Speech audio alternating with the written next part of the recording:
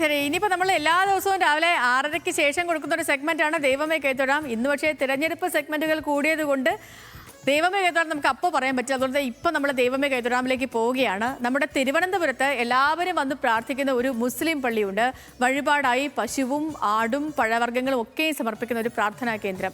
മതസൗഹാർദ്ദത്തിൻ്റെയും സാഹോദര്യത്തിൻ്റെയും ഇടമായ കടുവായിൽ തങ്ങൾ പള്ളിയാണ് ഇന്ന് പ്രേക്ഷകർ ദൈവമേ കൈത്തൊഴാമിലൂടെ പരിചയപ്പെടാൻ പോകുന്നത്.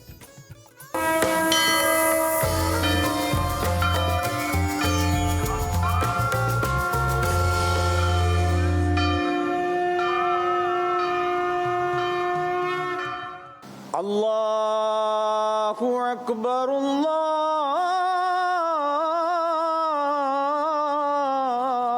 അല്ലാഹു അക്ബർ ലാ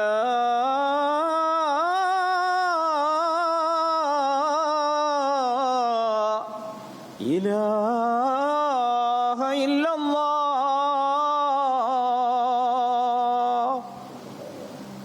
അഷ്ഹദു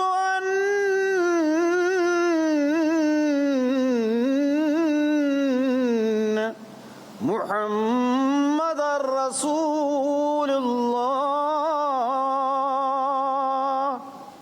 നൂറ്റാണ്ടുകൾക്ക് മുൻപ് മതപ്രചാരണത്തിനായി എത്തിയ ഒരു സൂഫി വര്യൻ. അദ്ദേഹത്തിന്റെ ഖബർ ഉണ്ടായിരുന്ന ഇടം പിന്നീട് ഒരു പള്ളിയായി. കടുവപ്പുറത്ത് സഞ്ചരിച്ചിരുന്നു തങ്ങൾ എന്ന ഐതിഹ്യത്തിൽ പള്ളിയുടെ പേര് കടുവയിൽ തങ്ങൾ പള്ളിയായി.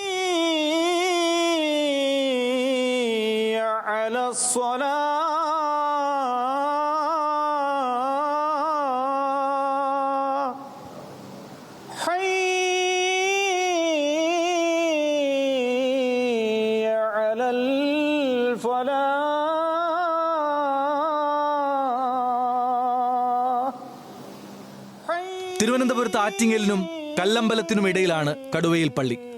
ജാതിയോ മതമോ നോക്കാതെ ആളുകൾ പ്രാർത്ഥനയ്ക്കെത്തുന്ന ഇടം. തങ്ങളെ കണ്ടു പ്രാർത്ഥിച്ചാൽ ഫലിക്കുമെന്നാണ് വിശ്വാസം. അതിനായി പഴവും പലഹാരവുമൊക്കെ നേർച്ച.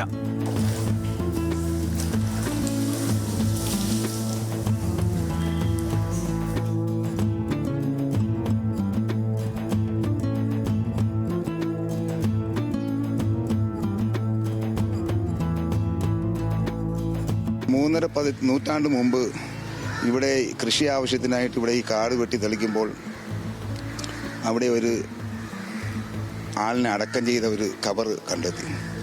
അപ്പോൾ പെട്ടെന്ന് അവർക്ക് മനസ്സിലായില്ല. പിന്നീട് അതൊരു മുസൽമാനെ അടക്കം ചെയ്ത ഖബറാണ് എന്ന് മനസ്സിലാക്കിക്കൊണ്ട് സമീപത്തുള്ള ആൾക്കാരൊക്കെ അവിടെ കൂടി. അങ്ങനെ ഒരാളിനെ അവിടെ അടക്കം ചെയ്തിരിക്കാൻ യാതൊരു മാർഗവുമില്ല. ഇങ്ങനെ വന്നു എന്നുള്ള ആർക്കും അറിയില്ല. അങ്ങനെ അന്ന് രാത്രി ഇതുമായി ബന്ധപ്പെട്ട അവിടെ കൂടിയ ആൾക്കാരൊക്കെ സ്വപ്ന ദർശനം ഉണ്ടാക്കുകയാണ്. അത് കടുവാപ്പുറത്ത് സഞ്ചരിക്കുന്ന അദ്ദേഹത്തിൻ്റെ സ്വപ്നത്തിൽ കാണുകയാണ്. അപ്പോൾ ആൾക്കാർ പെട്ടെന്ന് നൂറ്റാണ്ടുകളായി ഇങ്ങനെ പറഞ്ഞു കേൾക്കുന്ന കടുവാപ്പുറത്ത് സഞ്ചരിച്ചിരുന്ന സൂഫി വരി ഇവിടെ തങ്ങിയിരുന്നു എന്നുള്ള ആ ഒരു കാര്യം അവർക്ക് ഓർമ്മ വരികയും അങ്ങനെ പുറം നാടുകളിൽ നിന്ന് പണ്ഡിതന്മാർ ഇവിടെ എത്തി അതിൻ്റെ സാഹചര്യങ്ങൾ നോക്കി ആ കടുവാപ്പുറത്ത് സഞ്ചരിക്കുന്ന സൂഫി വര്യൻ അടക്കം ചെയ്ത മണ്ണാണ് അതെന്ന് സ്ഥിരീകരിക്കുകയാണ് ഉണ്ടായത്. 1978 നിർമ്മാണം ആരംഭിച്ച് 1985 ഇന്നീ കാണുന്ന തരത്തിൽ പള്ളി പണി കഴിപ്പിച്ചത്. കടുവായിൽ മുസ്ലിം ജമാഅത്ത് ചാരിറ്റബിൾ ട്രസ്റ്റാണ് പള്ളിയുടെ നടത്തിപ്പുകാർ. അനാഥാലയവും കോളേജും വിവിധ സ്ഥാപനങ്ങളും പള്ളിയുടെ ഭാഗമായി പ്രവർത്തിക്കുന്നു.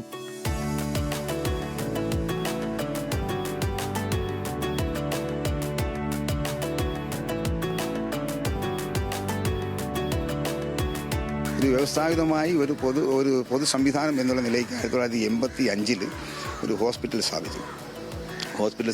പിന്നെ അതിനുശേഷം സ്കൂളായി, ടീച്ചർ എഡ്യൂക്കേഷൻ സെൻ്റർ ഉണ്ട്, പാരാമെഡിക്കൽ ഇൻസ്റ്റിറ്റ്യൂഷൻ്റെ സ്ഥാപനങ്ങളുണ്ട്, അതുപോലെ തന്നെ നഴ്സിംഗ് സ്ഥാപനങ്ങളുണ്ട്. ഇപ്പം നഴ്സിംഗ് കോളേജിന് നമുക്ക് ഗവൺമെൻറ് യൂണിവേഴ്സിറ്റി ആയിട്ടുണ്ട്. അങ്ങനെ 18 സ്ഥാപനങ്ങൾ നമ്മൾ ഇതിൻ്റെ കീഴിൽ പ്രവർത്തിച്ചു വരുന്നു.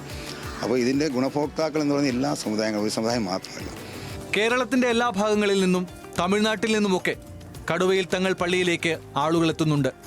ഒരു പ്രാർത്ഥനാ കേന്ദ്രം എന്നതിനൊപ്പം എല്ലാവരെയും ഉൾക്കൊള്ളുന്ന വിശാലത കൂടിയാണ് കടുവയിൽ തങ്ങൾ പള്ളി.